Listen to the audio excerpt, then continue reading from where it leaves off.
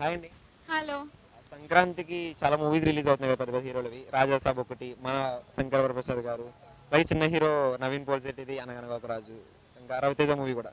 So ఏ movie గురించి బాగా wait చేస్తున్నారు? రాజా సాబ్. ఎందుకు ప్రభాస్. రాజాసాబ్? ప్రభాస్ ఫ్యాన్స్ కాబట్టి రాజా సాబ్ గురించే వెయిట్ చేస్తాం.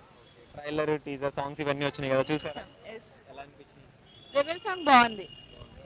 అంటే చాలా మంది ట్రోల్ చేస్తున్నారు కదా ప్రభాస్ లుక్స్ బాగాలేదు అని. ట్రోల్ చేసిన వాళ్ళందరికీ ఆ రోజే ఆన్సర్ వస్తుంది. అంటే మీకేం నచ్చింది ట్రైలర్ లో బాగా? ట్రైలర్ ప్రభాసే.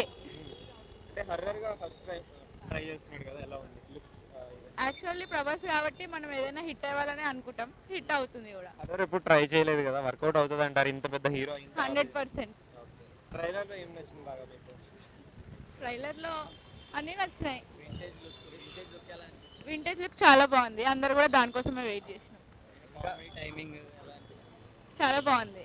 ఇంకొకటి చిరంజీవి మూవీ కూడా రిలీజ్ అవుతుంది కదా సంక్రాంతికి.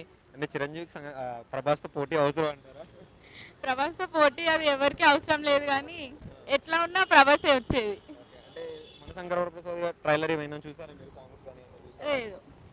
అంటే ఇద్దరు కలిసి చేస్తున్నారు కదా, వెంకటేష్ ఇద్దరు క్యామియో ఉందంటున్నారు, ఎలా ఉంటుంది?